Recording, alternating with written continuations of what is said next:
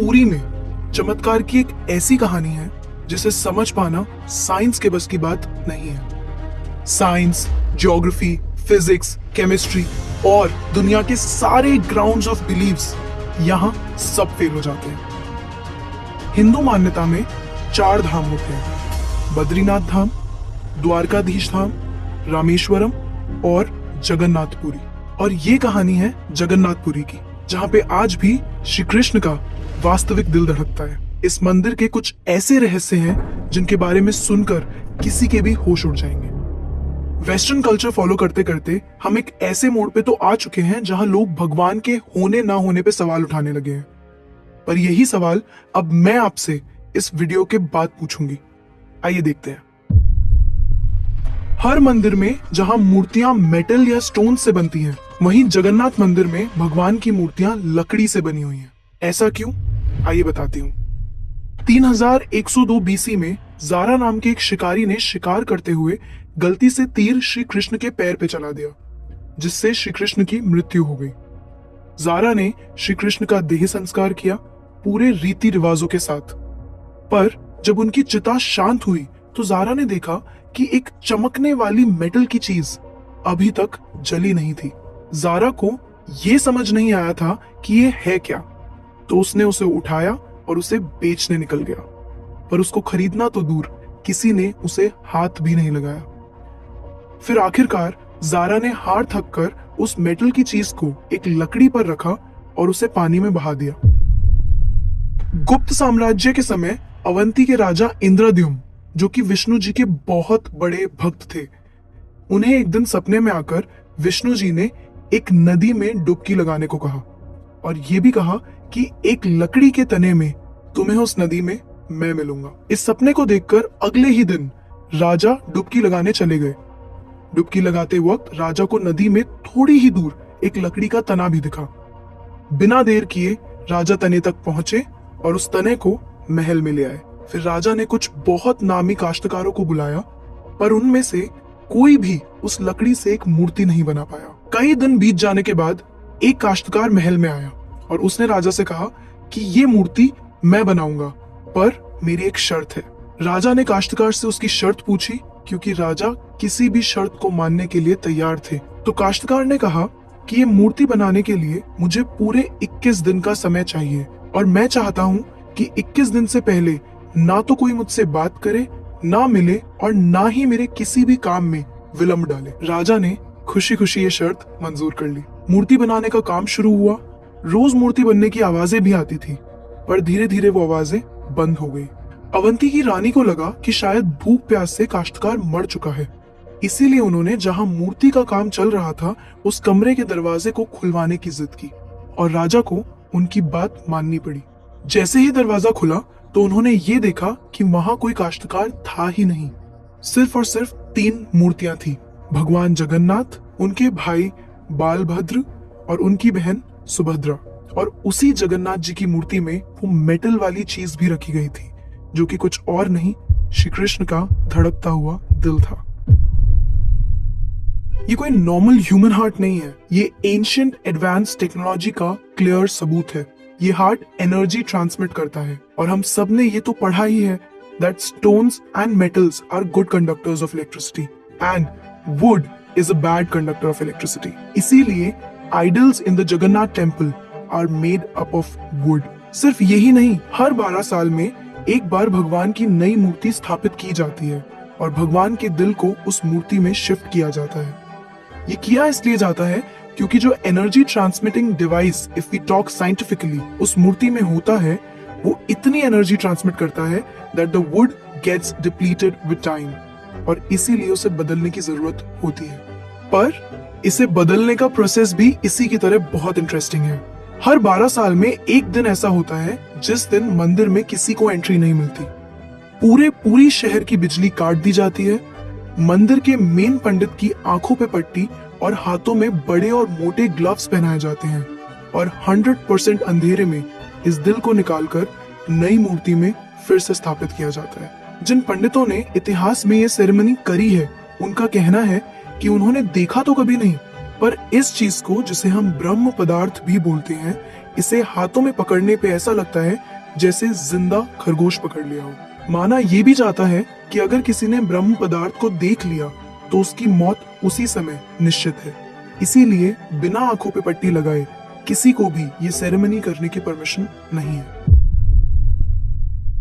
इस मंदिर के ऊपर एक झंडा है जो साइंटिफिक लॉ के बिल्कुल विपरीत चलता है। जैसे कि हमें पता है कि जिस डायरेक्शन में हवा चलती है पतंग भी उसी डायरेक्शन में उड़ती है और झंडा भी उसी डायरेक्शन में उड़ना चाहिए। पर जगन्नाथ मंदिर के इस झंडे की बात बिल्कुल अलग है। ये हमेशा हवा के ऑपोजिट डायरेक्शन में उड़ता है। क्यों और कैसे आज तक कोई समझ नहीं पाया। इस झंडे के साथ एक और खास बात है कि इसे रोज बदलना पड़ता है। इसीलिए मंदिर के पांडु 214 फीट ऊपर लगे इस झंडे को रोज चढ़कर बदलते हैं, क्योंकि कहा जाता है कि अगर किसी दिन ये झंडा नहीं बदला गया तो मंदिर 18 सालों के लिए बंद हो जाएगा।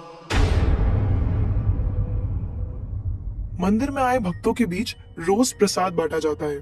उनके लिए वो प्रसाद बनाया जाता है और जगन्नाथ मंदिर में होने वाली हर चीज में कहीं ना कहीं भगवान की कोई ना कोई लीला छुपी है। मंदिर में रोज 500 लोगों के लिए प्रसाद बनता है और कभी कभी भक्तों की संख्या हजारों में भी चली जाती है। पर जगन्नाथ मंदिर में भक्तों के लिए प्रसाद कभी कम नहीं पड़ा।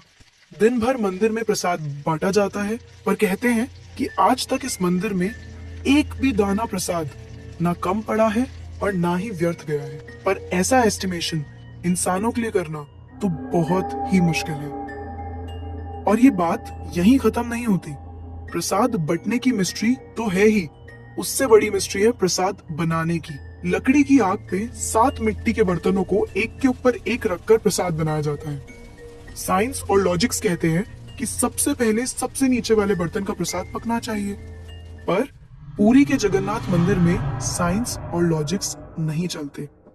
इन 7 बर्तनों में सबसे पहले सबसे ऊपर रखे जाने वाले बर्तन का प्रसाद पकता है, फिर उससे नीचे वाले बर्तन का, और ऐसे ही सबसे नीचे रखे बर्तन का प्रसाद सबसे आखिरी में पक के तैयार होता है। हाँ, मुझे पता है आपको भी अभी कुछ नहीं समझ आ रहा होगा।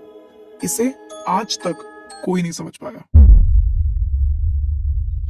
इस मंदिर की खूबसूरती शब्दों में नहीं बताई जा सकती। इतना बड़ा मंदिर इतने सालों पहले बिना किसी टेक्नोलॉजी के कैसे बनाया होगा। पर क्या आपको पता है 214 फीट के इस मंदिर की डोम की परछाई आज तक कभी बनी ही नहीं।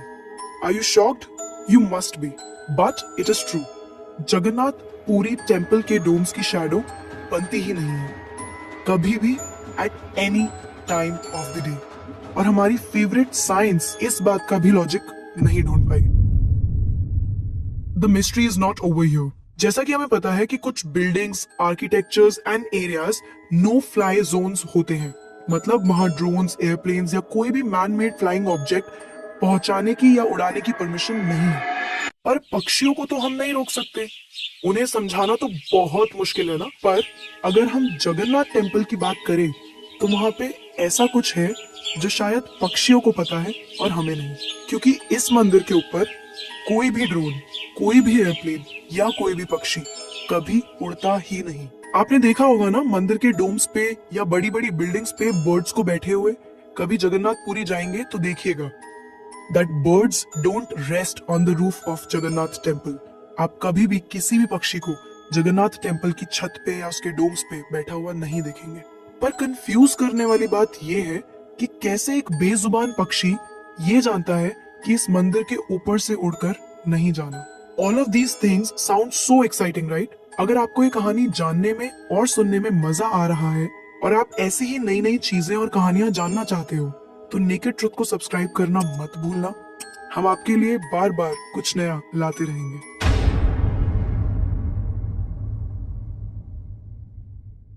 आइए फिर से चलते हैं जगन्नाथ मंदिर की मिस्ट्रीज की तरफ। सुदर्शन चक्र, ये नाम तो आपने सुना ही होगा।